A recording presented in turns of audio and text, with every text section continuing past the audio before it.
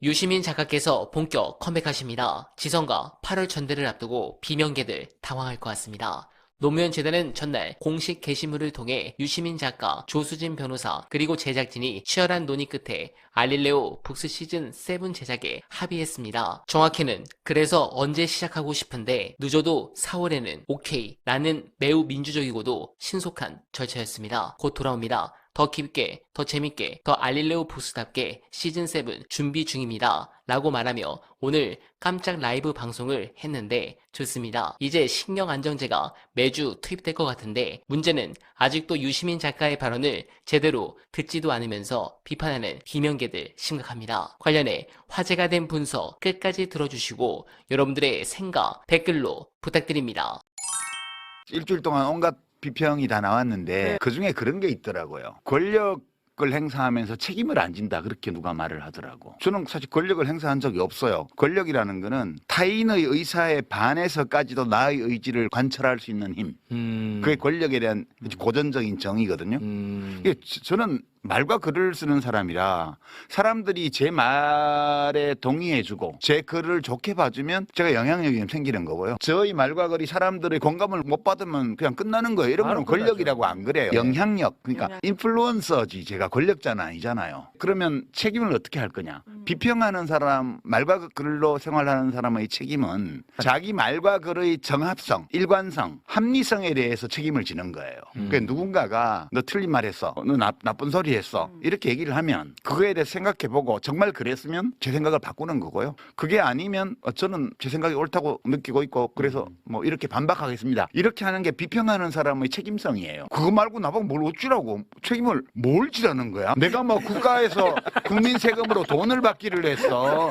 내가 무슨 국가의 강제 권력을 동원하는 의사결정권자이기를 해. 나는 내가 한 말과 글의 합리성, 일관성, 정합성에 대해서만 책임을 지는 거예요. 그러니까 그 종편이나 뭐 유튜브에 나와서 그딴 소리 집어치우라우 라고 말하고 싶은 거죠. 이재명 대통령 의혹에 좋은 게 많은데 과거에 한 말 중에 그런 것도 있더라고. 정치인을 숭배하지 말고 지지하기만 하라고. 그 정치인은 도구라고. 나는 도구가 되고 싶은 사람이라고. 정치는 결국 정치인이 하는 것 같아도 국민이 하는 거라고. 이게 이재명 대통령의 지론이에요. 근데 지금 이제 친명 깃발을 들고 막 다니는 사람들은 가슴에 손 얹고 생각해 봐야 돼요. 자기가 하는 행위가 대통령 눈에 어떻게 보일지. 저는 노무현 대통령 때도 그런 걸 봤는데 노무현 대통령이 그때 뭐 신문에 보면 오른팔 왼팔 막 가정교사 이런 사람들이 워낙 인터뷰 많이 하고 막 그러잖아요. 한 번은 저보고 그러시더라고요. 유 의원 그때 국회에 있을 때 유 의원 그 좀 아무 개시 나가서 내 왼팔이다 그런 얘기 좀 몽하게 해줄 수 없나? 그래서 제가 아니 그래도 그분이 캠프에 어려울 때 뭐 한 일도 있고 한 분인데 그걸 강제로 어떻게 못하게 하겠습니까? 뭐 이러고 말았는데 대통령 욕보이는 거예요. 그게 내가 이재명 대통령을 진짜 좋아하고 지지하면 대통령에 맞게 품격 있는 언행을 해야 돼요. 저처럼 밖에서 평론하는 놈처럼 하면 안 돼요. 여당의 주요한 정치인들은 저는 막 해도 상관없어요. 반명으로 몰렸는데 뭐라고 하면 어때? 정당에서는 거버넌스라고 보통 그렇게 표현하는데 지배구조가 중요해요. 이게 제가 이제 역사성을 되게 강조하는데 지금 민주당 더불어민주당의 출발이 어디냐? 그러면 그 평화민주당이에요. 김대중 대통령이 이제 1987년도에 만들었던 김영삼 총재가 있던 통일민주당에서 이게 뭐 합의가 안 되니까 따로 나와서 당을 만든 게 출발이었어요. 거기서 출발해서 지금 30년 동안 해가지고 거의 40년 동안 와서 지금의 더불어민주당이 돼 있습니다. 근데 그 출발할 때 당의 거버넌스, 지배구조는 그게 왕정이었어요. 그러니까 당대표, 당 총재가 뭐 다 당직자도 마음대로 임명하고 뭐 공천도 주고 돈도 구해오고 뭐 그거 다 총재가 다 했습니다. 그러다가 그 2001년도 말에 동교동계에 대해서 정동영 의원 중심으로 이제 충돌하면서 김대중 대통령이 당 총재를 당 대표를 지명하던 여기서 손을 뗐잖아요. 그러고부터 이게 민주정으로 이행하기 시작한 거거든요. 그 첫 파도가 노무현 대통령의 그 국민경선 후보 당선이었고요. 그로부터 지금 한 25년 정도를 거치면서 민주당이 이제 거버넌스가 정립됐습니다. 지난번에 1인 1표제로 완전히 공화정으로요. 왕이 없는 정당으로. 그러니까 지금 중요한 거는 민주당의 이 새로운 거버넌스, 정당 안에서 공화정의 정신을 구현하는 이 지배구조가 건강하게 살아서 작동하느냐. 이것만 중요해요. 그 결과는 중요하지 않아요. 결과는 중요하지만 덜 중요해요. 한 번 잘못 뽑아도 그다음에 바로 잡으면 돼요. 근데 이 거버넌스가 무너지면 그때부터는 당은 혼란 속으로 들어가고 그다음 깨지는 거거든요.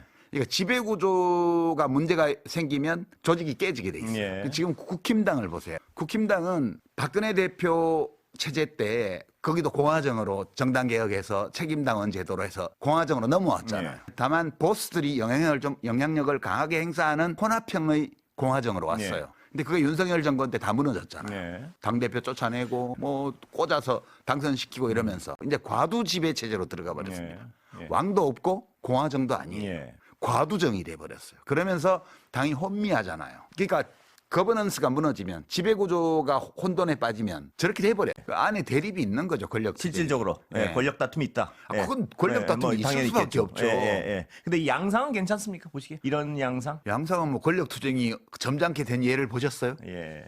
원래 이런 것이다. 예, 원래 이런 거죠. 예. 이 정도면 별것도 아니에요. 옛날에 그 문재인 대통령이 당대표 시절에 그 문모닝 하던 시기도 예. 있었고요. 당대표 검찰에서 잡아가라고 찬성표 찍어서 영장심사 받게 예. 한 때도 있었고요. 그러니까 민주당 계열의 정당만 보더라도 예. 이 정당 안에서 벌어졌던 싸움의 과거의 양상에 비해 보면 예. 이거는 아무것도 너무 아니에요. 빠른 거 아닌가요? 지금 대통령이 잘 나가고 있고. 그거야 뭔 상관이 있어요. 예. 권력 다툼인데 그 경쟁인데 그 정치를 하는 사람들은 기회가 어떤 계기가 있을 때마다 더 큰 책임을 맡으려고 하는 의지 예. 있을 수밖에 없잖아요. 예. 그 전당대회가 8월달에 예정돼 있으면 당연히 당 운영의 책임을 내가 전적으로 감당해 보겠다. 그리고 다음 총선 때까지 임기가 가기 때문에 다음 총선에서 우리 당의 커다란 승리를 또 한 번 이루겠다. 이런 욕망을 품는 게 너무 자연스럽죠. 네, 공감합니다. ABC로는 현상을 설명하기 위해서 사람들을 분류한 기준이지 누가 더 우월하다고 유시민 작가는 말한 적이 없죠.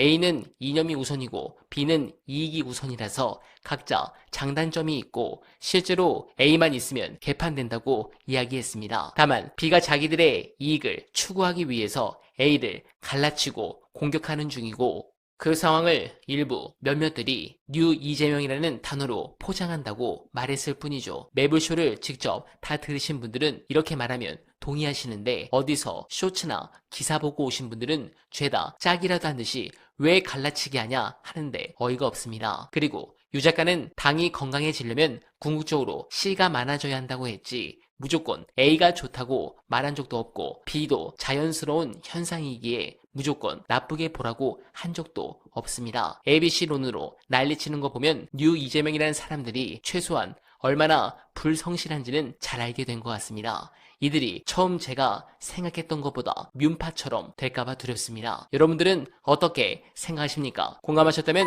소중한 언알바 후원 부탁드립니다. 댓글에 고정된 내용을 통해 많은 사랑 부탁드리며 언알바는 오늘도 최선을 다하겠습니다. 여러분 고맙습니다.